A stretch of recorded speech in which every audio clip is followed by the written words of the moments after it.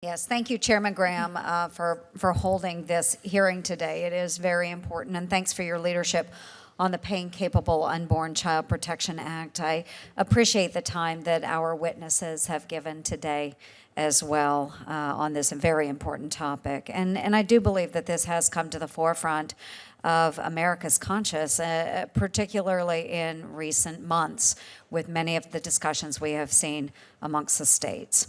As many of you know, this is an issue that is very near and dear to my heart as well. And whenever I talk about this issue, I can't help but share a story that's very familiar to many of us about a very special family from my home state of Iowa.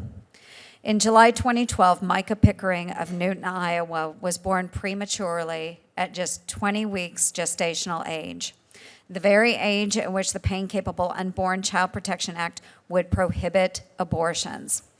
Micah was only about the size of a bag of M&Ms, yet he was also a perfect, fully formed baby boy with 10 fingers and 10 toes. At only 20 weeks, the humanity of baby Micah was undeniable.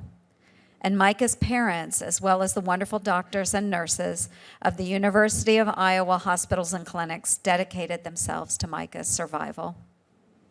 Today, Micah is a healthy, energetic 6-year-old boy. He is also a powerful testament to the fact that at 5 months of development, an unborn child is in every way a child capable of feeling pain and growing up to live a full and very happy life. Micah's story is not an isolated incident. Stories of babies surviving at just 5 months of development stretch back more than 3 decades and have become more and more frequent due to rapid advances in medical technology. Just a couple of weeks ago, I had the opportunity to visit the U of I hospitals, the NICU, and was able to meet a baby boy at 22 weeks gestational age, perfect in every way. Dr. Harrison, I want you, how long have you been practicing medicine? Well, I practiced for a decade after graduating from OB-GYN residency, and then took up the full-time directorship of American Association of Pro-Life OB-GYNs. Wonderful. And think back to your years of medical training with your medical school. What were you taught then about fetal pain or the age of fetal viability?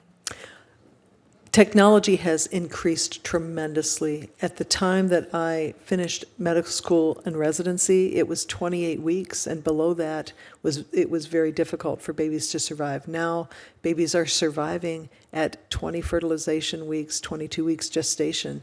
And that's a significant percent. It's not 100%, but there's no 100% survival in any gestational age. But it's a significant percent if babies are cared for. Exactly, and the technology is rapidly improving. It's rapidly improving. Survivability. That's exactly right. So what you were taught years ago is very different from what we're experiencing today, correct? That's correct, and the reality is those babies, for OB-GYNs who follow the Hippocratic Oath, those babies are our patients as well. So we are here to advocate for those unborn human beings in the womb who are our patients and who are being killed in a very brutal way. I appreciate that, and I would make that argument we hear many times over about a woman's body. But that is a separate body. Well, that's exactly right. So my right to control my body ends where somebody else's body begins. And where somebody else's body begins is in the womb. And I have to say a word about ACOG. ACOG, although has been quoted, ACOG has made statements that they are specifically a pro-abortion activist organization. They do not represent OB-GYNs on this issue. They've never polled their membership, and 85% of OB-GYNs do not do abortion. So ACOG is out of step with their rabid pro-abortion activism. And I just want to make that point because they're being quoted in this committee as though they are an independent, unbiased scientific opinion, and they are not, by their own admission. Mm-hmm. Well, I appreciate your time today. Obviously, there is a lot of passion surrounding this issue. I am, of course, a pro-life member. I also believe in dignified death as well. So I know there is more to follow here. This is the hot topic of the day, but it is lives that we are talking about, and these are separate human lives. Right. I appreciate it. Thank you very much.